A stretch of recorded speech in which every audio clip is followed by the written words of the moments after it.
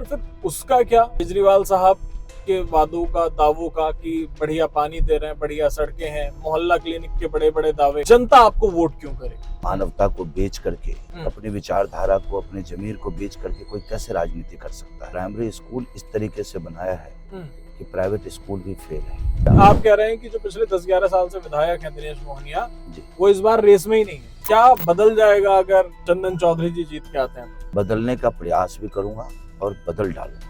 जो 11 साल में दिल्ली को दिल्ली नहीं बना पाया, वो 5 साल में क्या कर लेगा? केजरीवाल 11 साल से पाप कर रहा है।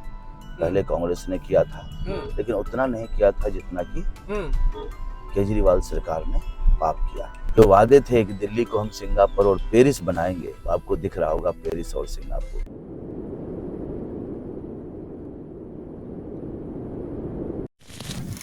नमस्ते, द ओपन पोडियम के आज के कार पॉडकास्ट में हमारे साथ मौजूद हैं संगम विहार से भाजपा प्रत्याशी चंदन चौधरी जी। चंदन चौधरी जी, बहुत बहुत स्वागत है आपका हमारे इस कार पॉडकास्ट में। और चंदन चौधरी जी से आज हम उनके विधानसभा का माहौल समझने की कोशिश करेंगे, उनके बारे में जानेंगे, साथ ही यहाँ के जो समीकरण हैं वो भी समझने की कोशिश करेंगे, क्योंकि पिछले 2 या 3 योजना से लगातार आम आदमी पार्टी के दिनेश मोहनिया विधायक हैं। क्या माहौल है वो सब समझेंगे। तो चंदन जी, एक तो पहले आपको बहुत बहुत बधाई कि आपको धन्यवाद, भाजपा ने प्रत्याशी बनाया है। पहले ये सफर हमें बताइए, आप हमारे दर्शकों को बताइए कि पार्षद और पार्षद से भाजपा के विधायक प्रत्याशी संगम विहार विधानसभा से, ये सफर कहाँ से शुरू हुआ? देखिए, मैं आपको बताना चाहता हूँ, मैं एक आम कार्यकर्ता था जी पार्टी का जी। और 2017 में पार्टी ने मेरे ऊपर विश्वास जताया जी। उस समय मैं पूर्वांचल मोर्चे का जिला अध्यक्ष था। उससे पूर्व में मैं 4 बार पूर्वांचल मोर्चे का प्रदेश का उपाध्यक्ष रहा जी। और प्रदेश में मंत्री भी रहा पूर्वांचल मोर्चे में। 2017 में चुनाव लड़ा, लेकिन किसी कारणवश 260 वोट से पराजित रहा। लेकिन उस पराजय को मैंने पराजय के रूप में नहीं लेकर के अपने आप को एक चुनौती के रूप में लिया और 2022 तक मजबूती से जनता की सेवा करता रहा। 2022 में फिर पार्टी ने मेरे ऊपर विश्वास जताया और प्रत्याशी बनाया 2022 में, और मजबूती से जनता का आशीर्वाद लेकर के मैं पार्षद बना। और पार्षद बनने पर और उससे पहले जो मैंने संकल्प लिया था जनता के हितों में, वो हमने 2 साल में पूर्ण कर दिया। चाहे वो हाई मास्क लाइट का हो, चाहे वो डिस्पेंसरी का हो, चाहे वो पार्क का हो, चाहे वो शौचालय का हो। 3 शौचालय भी हमने अपने क्षेत्र में दिया है। चाहे वो बारात घर का हो, चाहे वो स्कूल का हो। और जो हमारे जुडिक्शन का नहीं था, उसको भी हमने जनता के हितों को देखते हुए मजबूती से उस पर प्रयास किया और सफल हुआ। एक श्मशान घाट है हमारे यहाँ, जिसमें 1.25 करोड़ की लागत से उसका हम जीर्णोद्धार करवा रहे हैं।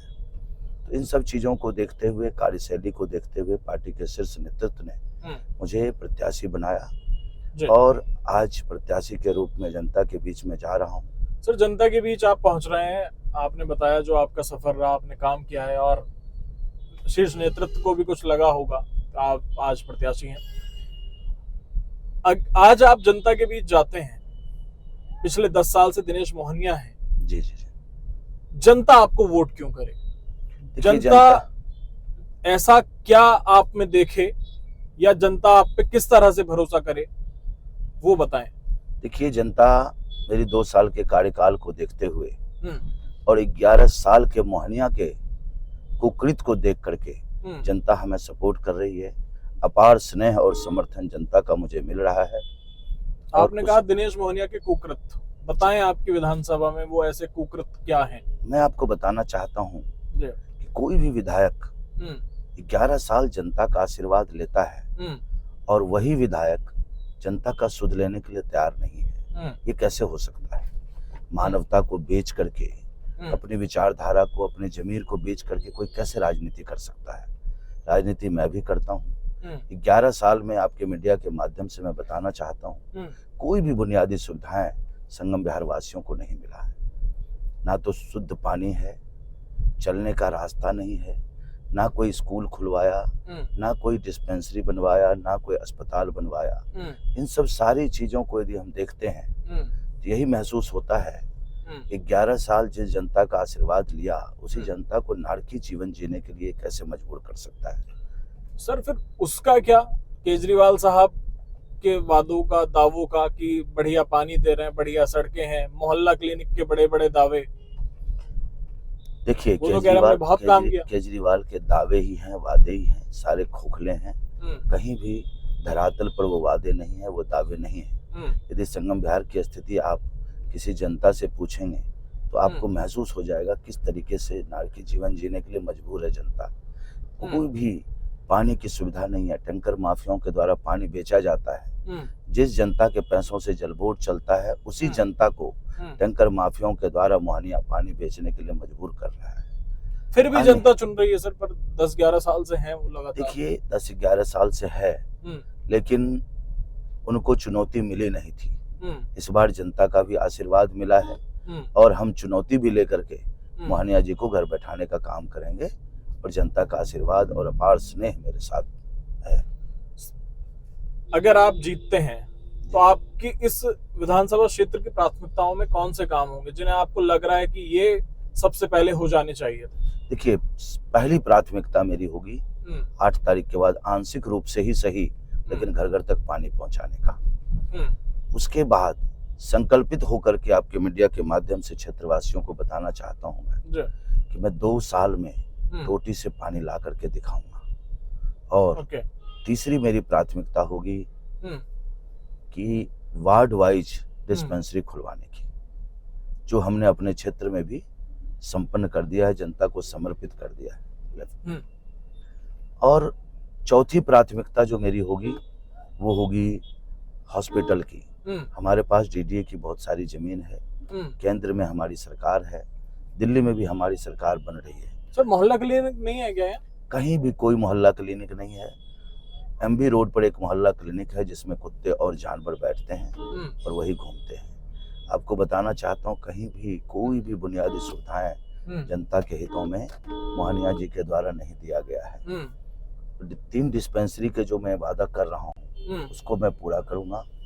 उसके बाद मैं बताना चाहता हूँ कि रतिया मार्ग रोड जो हम जाते हैं वहां पर, लीजिए आप, वहां पर बहुत सारी डीडीए की जमीन है, उसमें हम 200 बेड का अस्पताल खुलवाने का एक संकल्प लेकर के चल रहे हैं और जनता के हितों में वो मैं पूरा करके दिखाऊंगा।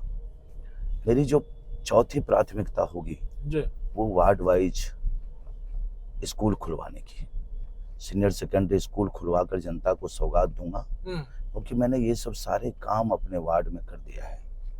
हमारे वार्ड में हमारे जो डिक्शन में आता है प्राइमरी स्कूल आता है। हमने प्राइमरी स्कूल इस तरीके से बनाया है कि प्राइवेट स्कूल भी फेल है।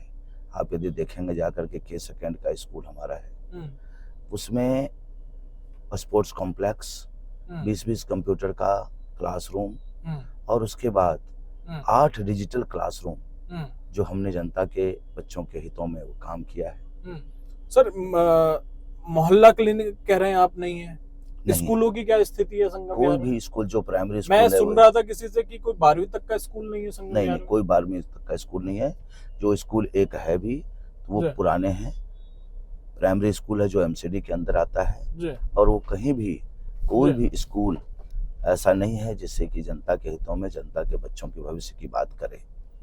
जी, तो हमारी कल्पना जो है वो 3 सीनियर सेकेंडरी स्कूल खुलवाने का है और वो मैं खुलवा करके रहूंगा।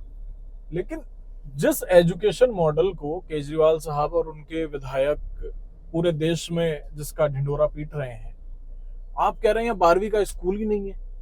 कोई 12वीं का स्कूल नहीं है। एक स्कूल है पूरे विधानसभा में जो कि जे ब्लॉक साइड में है और उसका कोई भी एक सिंगल स्कूल उन्होंने नहीं खुलवाया। 5 लाख की आबादी है और कहीं भी कोई भी बुनियादी सुविधाएं केजरीवाल जी और उनके विधायक के द्वारा नहीं दिया गया है। सर हम अभी जहां हैं ये कौन सा एरिया है अभी? ये तो देवली विधानसभा का एरिया है। अच्छा, देवली विधानसभा। हाँ, देवली विधानसभा का एरिया है। ठीक है। जब मैं इधर संगम विहार से भी निकल रहा था तो सर स्थिति बहुत बढ़िया नहीं है सफाई को लेकर, सड़कों को लेकर, क्योंकि मैं इस एरिया में पहली बार आया हूँ और मेरी एक्सपेक्टेशन ये थी कि भाई दिल्ली में जा रहे हैं, केजरीवाल साहब ने जैसा कहा है तो कुछ अच्छा ही होगा, लेकिन अच्छा कुछ नजर आ नहीं रहा है। क्या वजह है? मैं बताता हूँ, केजरीवाल के सारे वादे खोखले हैं। इससे तो अच्छा हमारा गांव है, जहां आपका चलने का रास्ता है, शुद्ध पानी है, शुद्ध भोजन है। ये संगम विहार के तो देवली विधानसभा के क्रॉस कर रहे हैं, आगे और चलिएगा तो सारी सड़कें खुदी पड़ी हुई हैं, चलने का रास्ता नहीं है। हम लोग प्रचार जो कर रहे हैं वो स्कूटी से कर रहे हैं। हाँ, मैं देखा, मुझे जब मेरी बातचीत भी हो रही थी तो मुझे कहा गया कि भाई साहब तो एक्टिवा से निकलते हैं प्रचार पर, क्योंकि वहाँ व्यवस्था ही नहीं है गाड़ी जाने की। कोई व्यवस्था नहीं है, गाड़ी से हम चल नहीं सकते हैं। जाम की व्यवस्था इतनी अव्यवस्था, अभी भी हम जाम में ही फंसे हैं। बिल्कुल जाम में फंसे हुए हैं, देख लीजिए। और इससे आगे बढ़ेंगे तो और जाम मिलेगा आपको। इन सब चीजों को देखते हुए दिल्ली जो है देश की राजधानी है, और राजधानी की ऐसी दुर्दशा कोई भी सरकार कैसे कर सकती है? अपना जमीर, विचारधारा सारा बेच करके ये सब राजनीति कर रहे हैं। लेकिन अब वो दिन दूर नहीं, जनता ने मन बना लिया है इस केजरीवाल सरकार को उखाड़ फेंकने का और भारतीय जनता पार्टी की सरकार बनाने का। सर, मैनिफेस्टो में बड़े बड़े वादे, पुजारियों को सैलरी, महिलाओं को पैसे, और ये आप भी कर रहे हैं। मतलब सिर्फ केजरीवाल ही नहीं कर रहे, ये कांग्रेस भी कर रही है, आम आदमी पार्टी भी कर रही है। तो वो जो फ्रीबीज वाला तबका केजरीवाल पर लगा था, उसमें कोई भी पीछे नहीं है। आप भी 2500 दे रहे हैं, वो शायद 2100 दे रहे हैं। देखिए, हम अभी फ्रीबीज नहीं चलाए हैं। महाराष्ट्र में, मध्य प्रदेश में, राजस्थान में, हरियाणा में महिला सम्मान योजना, लाडली योजना के तहत अनेक प्रांतों में हमारी योजनाएं चल रही है। नहीं, वो ठीक है। मेरा सिर्फ सवाल ये है कि अगर सभी मुफ्त बांट रहे हैं तो फिर उसमें केजरीवाल भी उसी स्टैंडर्ड पे हैं, आप भी उसी पर हैं। नहीं, देखिए, मुफ्त बांटना एक अलग बात है जो केजरीवाल कर रहा है, और एक महिला सम्मान योजना दोनों अलग चीज है। फ्रीबीज के नाम पर हमने कहीं कुछ नहीं, एक लाडली योजना के तहत जो अनेक प्रांतों में चल रहे हैं, उसी आधार पर हमारी भी योजनाएं हैं जो जनहित में और जन कल्याणकारी योजनाएं हैं, उसी पर हम काम कर रहे हैं। उस वही हमारा मैनिफेस्टो। कांग्रेस मुकाबला किससे है आपका यहाँ? देखिए, हमारे संगम विहार में हमारा जो मुकाबला है वो कांग्रेस से मुकाबला है, ना कि आम आदमी पार्टी से। पिछली बार तो शायद कांग्रेस के प्रत्याशी को 2-2.5 हजार वोट मिले थे कुल। पिछली बार की स्थिति अलग थी, इस बार की स्थिति अलग है। इस बार हमारा जो कॉन्टेस्ट है वो कांग्रेस से है, ना कि आम आदमी पार्टी से। तो आप कह रहे हैं कि जो पिछले 10-11 साल से विधायक हैं दिनेश मोहनिया जी, वो इस बार रेस में ही नहीं है? नहीं, कहीं रेस में नहीं है, क्योंकि 11 साल का उनका जो एक मॉडल था वो बिल्कुल संगम विहार को दयनीय स्थिति में डाल दिया है। कोई भी बुनियादी सुविधाएं संगम विहार में वो नहीं दे पाए हैं। जनता बिल्कुल उग्र है, मन बना चुकी है, और बदलने के लिए बिल्कुल उग्र है। बदलने को उग्र है, लेकिन वो तो कह रहे हैं कि इस बार हम 60 सीटें आ रही हैं हमारी। देखिए, वो कुछ भी कह सकते हैं। 60 सीटें, महत्वाकांक्षा तो हर राजनीतिक पार्टियों की होती है, उनकी भी होगी। इस बार भी हम सरकार बना लेंगे, लेकिन उनकी बनने नहीं जा रही है सरकार बनने नहीं जा रही है। जी। और सर, जिस एजुकेशन की बात हुई, यमुना की बात कर लेते हैं, क्योंकि यमुना एक बड़ा मुद्दा है। जी। यमुना की स्थिति को लेकर वो कहते हैं कि हरियाणा सरकार उसमें जहर मिला रही है। देखिए, केजरीवाल पार्टी में आया, पार्टी बनाया और झूठ बोल करके ही सारा काम किया। अन्ना हजारे के साथ गद्दारी किया, शपथ लिया, बच्चों की सौगंध खाते हैं हम कांग्रेस से समझौता नहीं करेंगे, फिर कांग्रेस से समझौता करके सरकार बनाया। उसके बाद फिर उसने कहा कि मैं गाड़ी नहीं लूंगा, बंगला नहीं लूंगा, कोई सिक्योरिटी नहीं लूंगा। शीश महल लिया, गाड़ियों की एक मतलब कतार चलती है उनके साथ। उसका सिक्योरिटी अलग है, यहाँ की सिक्योरिटी अलग है, पंजाब की सिक्योरिटी अलग है। इन सब चीजों को देखते हैं, और यमुना सफाई से लेकर के जितने भी उनके वादे हैं कि पानी फ्री देंगे, पानी घर घर तक पहुंचाएंगे, हर विकास करेंगे, हर एक क्षेत्र में करेंगे, लेकिन कहीं कुछ भी दिख नहीं रहा है। और संगम विहार की स्थिति आप देख सकते हैं क्या है। संगम विहार की स्थिति तो नजर आ ही रही है कि क्या स्थिति है। क्या बदल जाएगा अगर चंदन चौधरी जी जीत के आते हैं तो? देखिए, बदलने का प्रयास भी करूंगा और बदल डालूंगा, क्योंकि जनता के हित में काम करता हूँ, सेवा भाव से काम करता हूँ। एमसीडी में भी केजरीवाल है। जिस कूड़े के पहाड़ पर केजरीवाल ने एमसीडी में सत्ता हासिल किया, वही केजरीवाल आज गली गली में कूड़े का ढेर बना रखा है। और सरकार उनकी है। मैं पार्षद हूँ भारतीय जनता पार्टी से, उसके बावजूद भी मैं कभी ये नहीं कहता हूँ कि हमें केजरीवाल सरकार काम नहीं करने देती है। 2 साल में हमने 37 करोड़ का काम किया है। क्षेत्रवासियों को बहुत सारे सौगात दिए हैं और जितनी बुनियादी सुविधाएं हैं जो एमसीडी और हमारे जुडिक्शन में आता है वो हमने संपन्न करके दिखाया है। तो आप ये कहना चाह रहे हैं कि अगर करने की मंशा है तो कोई भी बैठा हो मेयर की करने की मंशा हो तो कोई भी बैठा हो तो कर लिया जाता है, ना कि बहाने बनाया जाता है। लेकिन सेम भाजपा के लोगों का कहना है कि अब तो इनके पास ये काम नहीं करने दे रही। ये तो बिल्कुल वैसा हो गया जैसे केजरीवाल साहब कह रहे हैं कि मुझे पिछले 10 साल से काम नहीं करने दिया, मुझे 5 साल और दे दो। 5 साल और मांग रहे हैं वो। देखिए, आपने तो ये सुन लिया होगा केजरीवाल जी के मुंह से कि हमने ना तो यमुना साफ कर पाए, ना अनऑथराइज्ड कॉलोनी को हम देख पाए, ना कोई विकास कार्य कर पाए।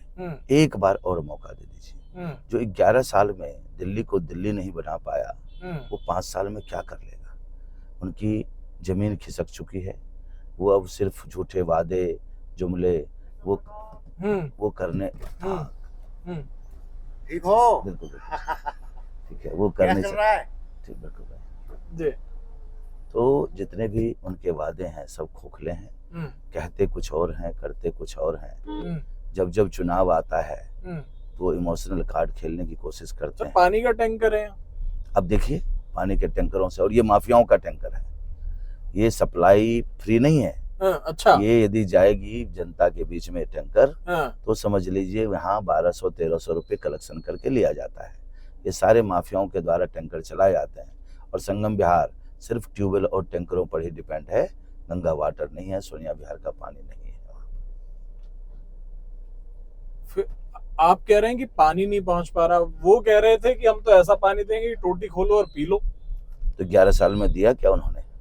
क्यों नहीं दे पाए? 11 साल में तो वही सत्ता में है। अब टोटी खोलेंगे और पानी पिलाएंगे। 11 साल में कर लेते हैं, जनता का आशीर्वाद मिल जाता। बाकी अगर हम यहाँ की और चीजों की अगर हम बात कर लें, जैसे कि सड़कें हो गई हैं, लाइट का वो कहते हैं कि यूनिट, इतने यूनिट फ्री है, बिजली का बिल नहीं आता, पानी का बिल नहीं आता। सब झूठ है। पानी का बिल पहले भी नहीं आता था अनऑथराइज्ड कॉलोनी में।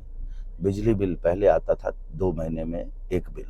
अच्छा। आता था, 2 महीने का स्लैब था। अच्छा। अब इन्होंने 27 दिन का स्लैब बनाया है। अच्छा। और उसमें भी सरचार्ज इतने हैं जिसकी कल्पना नहीं कर सकते हैं। और ये सिर्फ झुग्गियों में यदि कोई एक कूलर लगाता है तो उसका भी बिल आता है। और आज के डेट में दिल्ली में कोई भी ऐसा घर और झुग्गी नहीं है जहाँ की कूलर और एसी ना हो।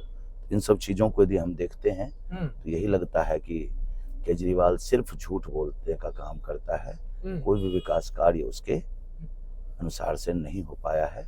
और उन्होंने उस चीज को एक्सेप्ट भी कर लिया है कि मैं नहीं कर पाया हूं जो वादे हमने किए थे, एक मौका और दे दो। और वो कह रहे थे कि जो बिल आ गया है गलती से उसे मत भरना, मैं माफ करा दूंगा सरकार बनते ही। सरकार तो नहीं की अभी माफ कर दें। सरकार तो नहीं की है ना, तो अभी माफ कर दें। सरकार बनते ही माफ कैसे करेंगे? सरकार तो नहीं की है, पहले माफ कर देते। ये सब सिर्फ जुमलेबाजी है। उनकी जमीन खिसक चुकी है, जनता उनको नकार रही है, इसीलिए सब सारे झूठे वादे फिर दोबारा से वो करने की कोशिश कर रहे हैं। जब आप पार्षद, मतलब अभी भी हैं ही पार्षद, जी।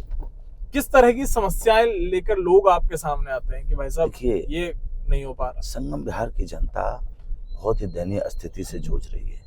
न चलने का रास्ता है, न पीने का पानी है। इन सब चीजों की अव्यवस्था फैलाने वाला एक ही सरकार है, जो कि केजरीवाल सत्ता में 11 साल से है। जनता हमारे पास पानी के लिए, जनता हमारे पास स्वास्थ्य के लिए, स्कूल में एडमिशन के लिए अनेक परेशानियों को लेकर के जनता आती है और हम उसको समाधान करने का प्रयास करते हैं और करके दिखाते हैं। चाहे वो किसी स्तर का काम हो, दिल्ली गवर्नमेंट का हो, एमसीडी का हो या किसी भी स्तर का काम हो, वो हम उसको करने की कोशिश करते हैं। ठीक है, लेकिन ऐसा क्या वो रहा अभी तक इस पूरे विधानसभा क्षेत्र में जब आप घूमे, जो आपको लगा हो कि यार ये जो हुआ है पिछले 10-11 साल में जनता के साथ वो गलत हुआ है, मतलब जिसे देख के आपको लगा हो, क्योंकि अभी तक आप पार्षद थे, जी जी जी, जनता के बीच अपने वार्ड में होंगे, लेकिन अभी जो अब आप घूम रहे हैं जी, तो आप और थोड़ा सा व्यापक स्तर पर चीजें देख पा रहे होंगे, तो ऐसा क्या लगा कि यार ये तो पाप हो गया जनता के साथ? देखिए, जनता के साथ तो केजरीवाल 11 साल से पाप कर रहा है। पहले कांग्रेस ने किया था, लेकिन उतना नहीं किया था जितना कि केजरीवाल सरकार ने पाप किया।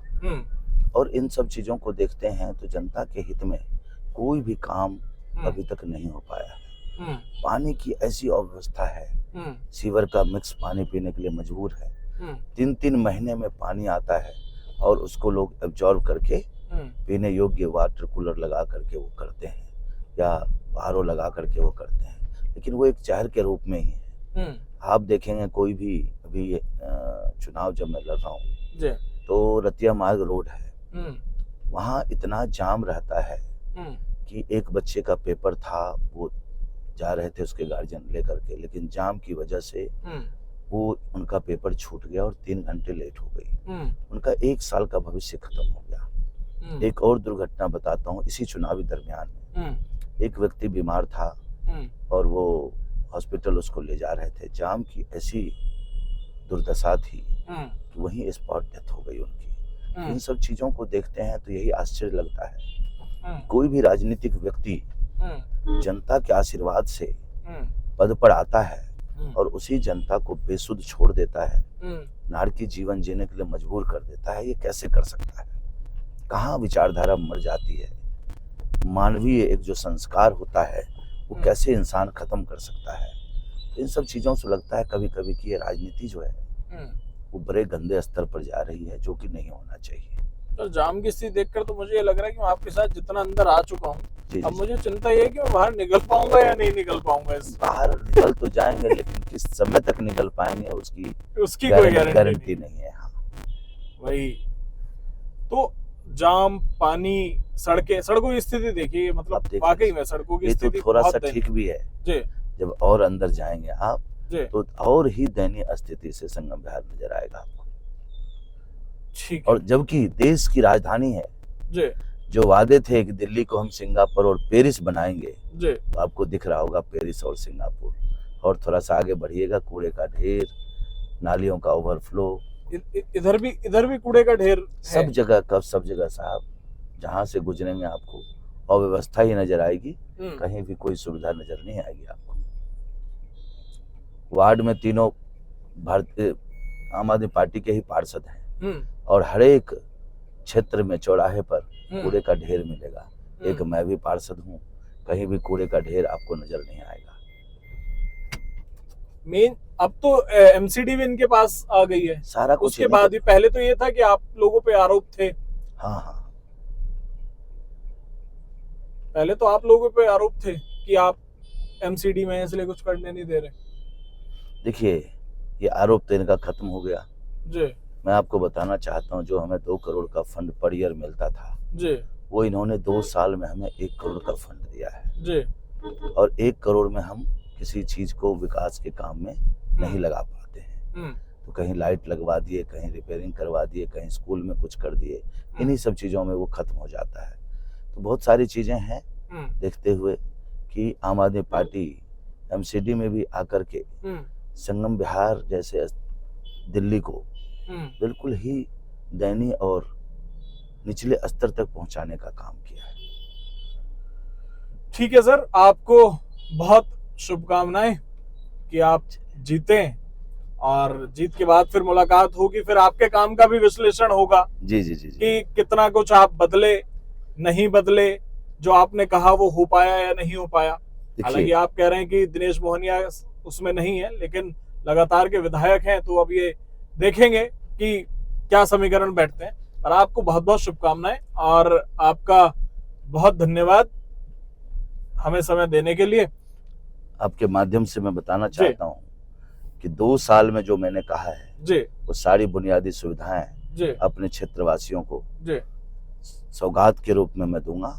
जी और यही चीज आप मेरे से 2 साल बाद पूछ सकते हैं कि आपने जो कहा था वो किया कि नहीं किया, तो आपको पता चल जाएगा मैं किस शैली से काम करता हूँ।